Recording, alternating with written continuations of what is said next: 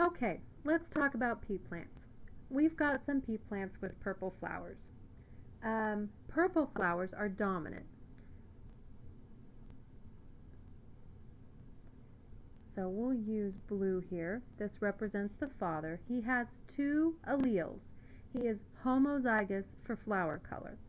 His flowers are purple. Purple is dominant to white. So his genotype is capital P, capital P. And his phenotype is flower color because genotype is what he carries on his allele and phenotype is what he looks like. The mother, we'll draw her in red. She has two lowercase p's for her alleles. She is homozygous for flower color. Her flowers are white. Her genotype is lowercase p, and her phenotype is white flowers. We're going to cross these two, and to do that, we're going to draw a box like so, and then we're going to draw a line through that box in both directions. So now we have 4 boxes. Now each parent can only donate to its offspring one allele. So this father has 2 alleles to choose from, but those are both capital P. So he can give a capital P or a capital P. And the mother, she can give a lowercase p or a lowercase p. This is a Punnet square. A Punnet square represents the probability of the offspring showing any particular genotype or phenotype. The phenotype of these offspring are 100% purple flowers. The only color flowers the offspring of these particular parents can have is purple.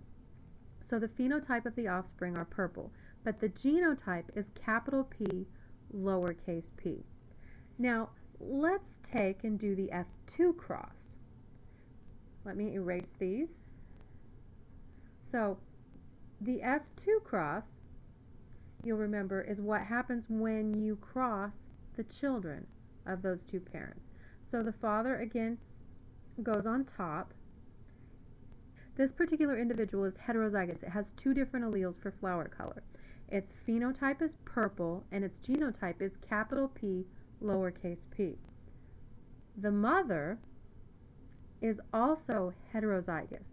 She has 2 different alleles for flower color, a capital P and a lowercase p. And her phenotype is purple flowers, and her genotype is capital P, lowercase p. So the father can donate either a capital P, you see how I'm bringing this down from the top, or a lowercase p. And the mother can donate either a capital P or a lowercase p. So we have half of the individuals being heterozygous for flower color, having 1 of each allele, and half of the individuals being homozygous for flower color, having only 1 kind of allele. But half of those, 1/4 of all of the possible offspring, are purple and 1/4 are white. This individual is homozygous for flower color.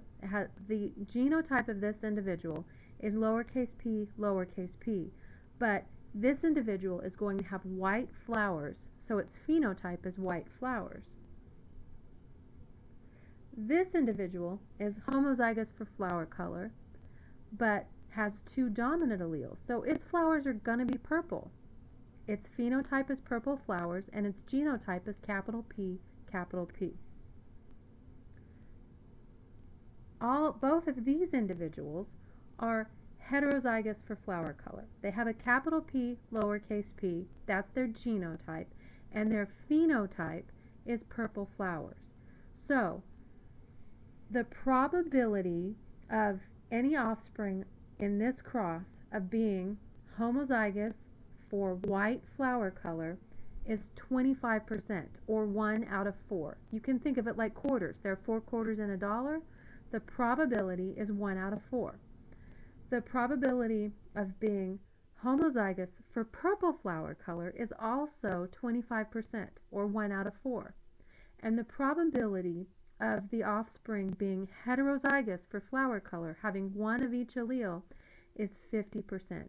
That is the way Punnett squares work. They are a tool for figuring out probability. Probability only shows you what might happen.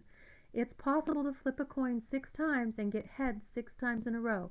It's improbable, but it's possible. Let's do another cross. In this case, let's do a father who is heterozygous for flower color and a mother who is homozygous recessive for flower color. Let me draw the square.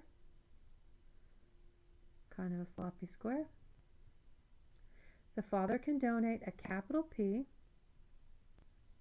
or a lowercase p. It's usually standard to put the alleles in such a way that the dominant allele comes first. The mother can donate a lowercase p or a lowercase p. That's all she's got. So, in this case, these individuals are heterozygous. So the probability of the offspring being heterozygous with a phenotype of purple flowers and a genotype of capital P, lowercase p, is 50%.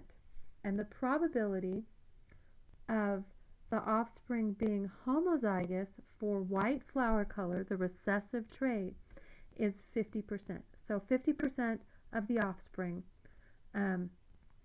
should be white, assuming you had a large enough sample size. The way probability works, the more offspring you have from that cross, the closer you're going to get to probability. So if this cross produced 100 seeds, you probably should get fairly close to 50 of each. But if this cross only produced 4 seeds, it's possible you could flip the coin 4 times and come up with white flower colors every time, just like it's possible to have a family with 4 girls, even though the probability of boys and girls is 50%. Hopefully this helps quite a bit. You'll get lots of opportunity to do lots of these Punnett squares. Next time I'll talk about dihybrid crosses, which are slightly more complicated. Thanks for watching. Stay awesome.